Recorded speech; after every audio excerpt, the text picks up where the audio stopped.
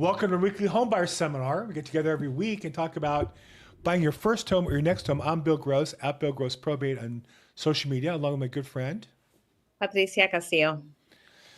We're flying one pilot short this week. Hopefully, but Shannon has a good excuse not to be here because he is. Is this for public consumption or not? Sure. I'm sure he's going to announce He's it. getting married this weekend, so he's Yeah, off doing that. So that's we're right. excited to hear him. Excited for him. But business goes on. We're still selling houses here, right, Patricia? That's right. I just closed an escrow yesterday and one last week. Sheesh. I have a new listing coming up, a 4-unit building that we were just talking about in Valley Village. Two listings on the market right now. So it's definitely picking up. Nice. I didn't really slow down too much, but I can feel the activity. It's definitely buzzing. Lots of buyers, interested, wanting to see properties, trying to find out what their payment's going to look like and how much money they need to put down. So I'm getting a lot of those questions right now. One of the things we always look at on this call is in terms of how much money and what the cost is interest rates. Interest Hmm. rates have bumped up a little bit in the last few weeks. We're at 7.13. We're down to 7.0. We were previously down to 6.6 as recently as December. So I think the economy is too strong, and that has pushed rates up a bit. Is that starting to affect buyers? You think, or we still have low enough rates to keep buyers interested? Patricia. No, actually, one of the buyers that that I'm helping right now, we're closing at the ending of the month. Hmm. She was able to get a 30-year conventional at 6 point, I think 35.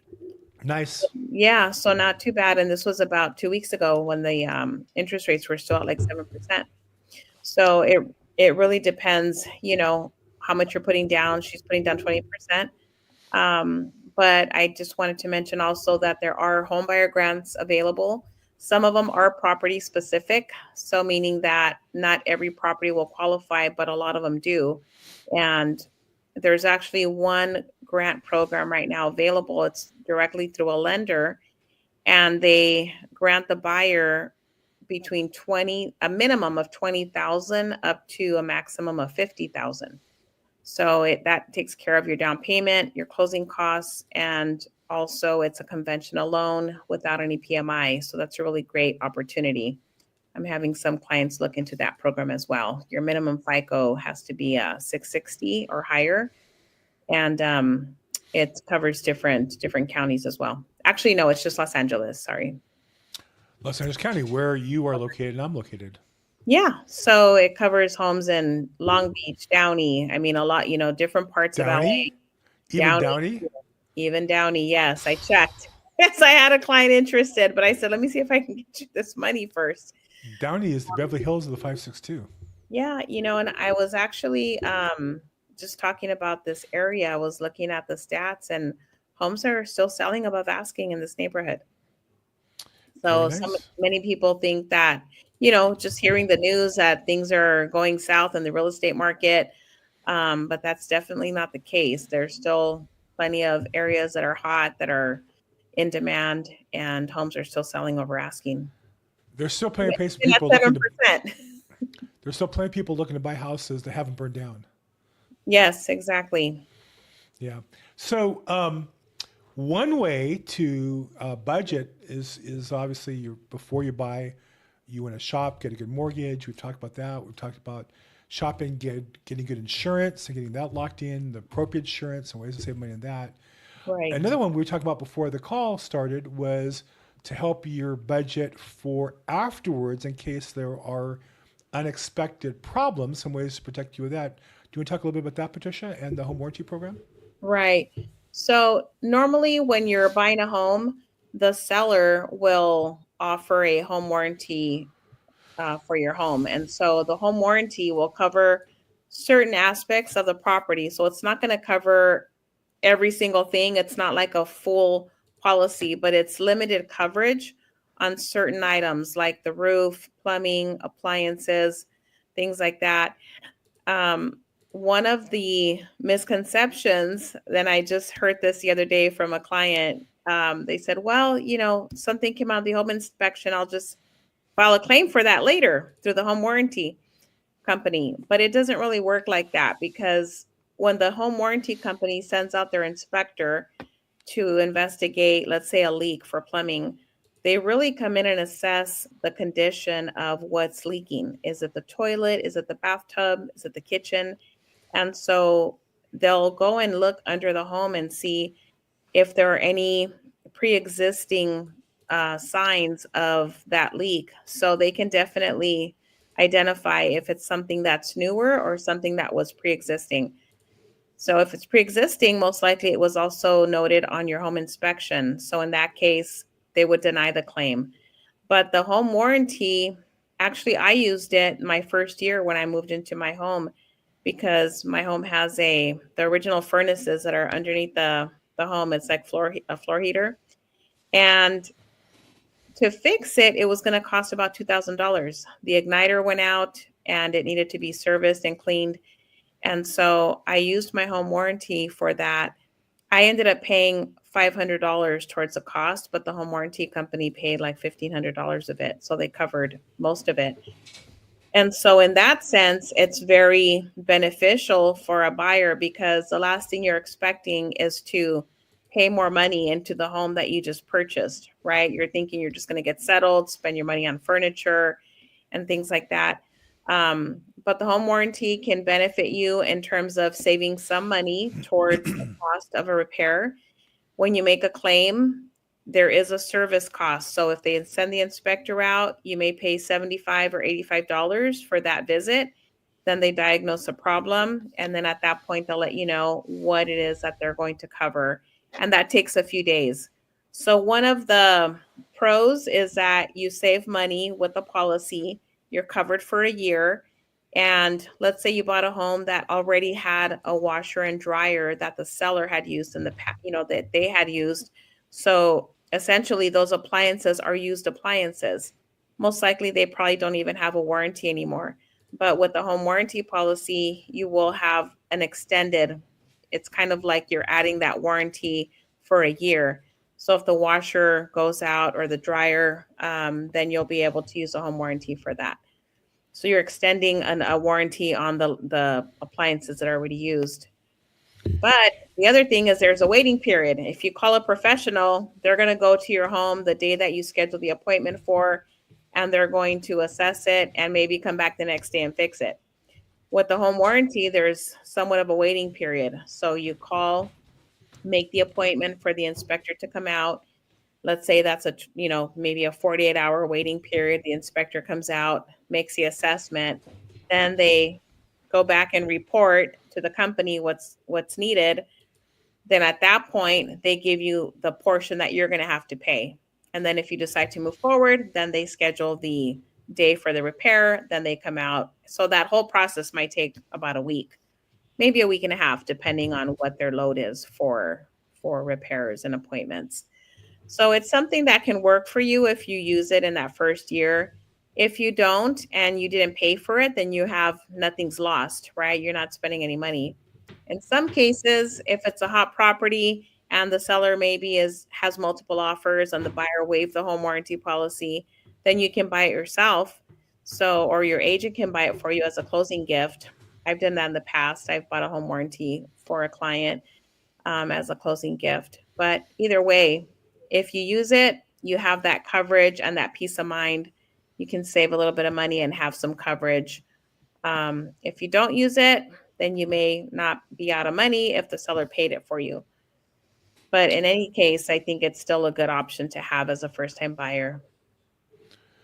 Well, and I think that just to kind of recap what you started with also, this is part of the planning process. Before you write an offer, what's the strategy? Do we need a home warranty plan? If we do, what kind of plan do we want? There's Mm-hmm. basic plans, there's there's plans that cover pools, or plans that cover more of the utilities and less utilities to save money and get that in place. I find when a buyer makes an offer and has a particular company in mind and specifies it and the plan, then now we know the dollar amount. And as a seller, you can evaluate that and say, yes, okay, you went the plan. We don't want to pay for it, so we'll factor that into our price. But at least we know, and we know what the buyer wants. And if you can negotiate and give somebody what they want at the same time, that's a winning strategy. So again, this is why when you're shopping for a home is a time to think about this and talk to Patricia. And we have a particular rep that we work with most consistently, Mm-hmm. and a company we work with, Choice Home Warranties, our kind of favored company, because they're very responsive to our agents. And Right. Shannon Carrillo is a representative who we've worked with for a while. It's helped a lot of our agents. But there's a lot of different companies. The key is to know what you want, what the plan is, what the costs are, and then be able to present that to the seller with your offer to say, we want to use Choice Home Warranty, Plan B, not to exceed $550. So they know exactly what they're dealing with. Take the mystery out of it, make it easy for people to say yes. Right. And so going off of what you just said, if the seller is willing to cover, let's say 500 up to $500 and the warranty is going to cost 700, then the buyer can pay the $200 difference if the seller is only willing to cover up to a Right, certain point. right, So that's one of the things that I was dealing with this morning was our the seller that we made an offer on the home on, they said they'll cover up to $600. There's a washer and dryer, there's a refrigerator, stove, all used appliances.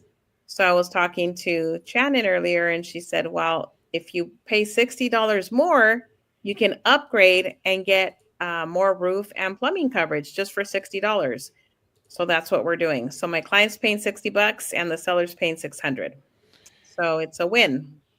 well, and to know that it's only $60, the buyer can then make an informed decision, or the seller can make an informed decision ahead of time, rather than buying the house, finding there's a problem with the roof, and getting quotes then, and then arguing, well, was it pre-existing, was not pre-existing? Right. Hey, you have it covered ahead of time. It really makes things easier for people to negotiate and say yes. And I think that's the key. At least my experience in negotiation is you always want to make it easy for the other side to give you what you want. Yes, absolutely. That's part of the negotiations, like you said. When I'm walking through a property, that's the first thing I'm looking at. I'm taking notes to see, are there appliances, are there not?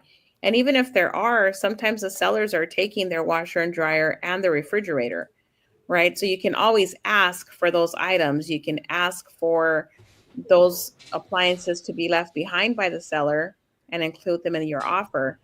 And then the seller has the opportunity to counter back and say, well, I'll leave you the fridge, but I'm taking the washer and dryer. So either way, you're still going to want some kind of coverage for that year as a Right. new homeowner. And again, those are negotiable things up front that you want to, and be specific. I've had houses where they had two refrigerators and they argued after the fact, oh, we wanted the fridge that was in the kitchen, not the one that was in the backyard. Right? I've had that happen. Yes, They yep. have really nice Sub-Zero in the kitchen. They have the cheap old Frigidaire in the garage, and they leave the Frigidaire. Be specific with what you want, but I think it's a chance to negotiate those things up front rather than during the process, or when you waive contingencies, is another time where you're negotiating, and that's a time to kind of finalize those things at that time. That's why you want to have a great agent like Patricia working with you when you're buying property to negotiate these things. Thank you, Bill. Yeah. Or or as a seller, you want me to represent you on listing, or Patricia to hold the line so you don't get thrown into giving things away you don't want to give away. Yeah, absolutely. I mean, one of the escrows I'm closing on in a couple of weeks, there were no appliances, in the beginning, right? When we were first discussing, and now we are keeping the fridge and the washer and dryer, newer appliances. So that's Yeah. saving my client several $1,000s. And sometimes the seller, was going to take it with them, and then the buyer expresses an interest, and you sell it for maybe, a couple $100 each, is maybe $500, $600, $800 towards buying brand new stuff. And so sometimes it makes sense if you can get some value for it in negotiation. I've had cases where we're going back and forth over $3,000 or $4,000 of repairs, and then Mm-hmm. you throw in the washer, dryer, refrigerator for maybe $400 or $500. But now the seller has $500 to spend at Best Buy to buy a brand new washer, dryer, make the Right. wife happy, or make the husband happy. So yeah. Yeah, absolutely. Oh, okay. So what else is going on here? Without Shannon, it's not quite as much fun or fund as would be more appropriate as might normally be. What do you got going on this weekend, or what do you have going this week as far as open houses or new So listings coming on board, or where can people find you? So no open houses this weekend. I have an inspection that I'll be at on Friday. That'll take me a couple of hours there. I do have a listing that I'm putting back on the market. I had it on hold for a few weeks because the tenant was moving out, and right now the seller is painting and just making some updates to the home. So that's near Antelope Valley College. It's not online yet. It's in Lancaster, but it's a 3-bedroom, 2-bath pool home. So I'll be putting that in the market in probably about another 2 or 3 weeks or so, as soon as we get everything cleaned up. And there's a couple of abandoned cars there and all that fun stuff. So we're taking care of those items right now. Nice. Yeah. And same way to get a hold of you to talk about buying property or selling a property. What's the best way to get a hold of you? My cell number 323-365-9909. I'm at Bill Gross on social media. I'm at Bill Gross Probate on social media. So feel free to reach out if I can help in any way. And we do this every week. We now are broadcasting this on Friday mornings, just to be more convenient to the people who watch this. Our audience has been growing. If you like it, like it. If you don't, don't. Subscribe if you want to see more of this, or give us a comment. Let us know how we're doing, if we can help you in some way. Patricia, have a great week. I'm sure we'll talk soon. Thank you so much. Thank you, everybody. All the best. Bye.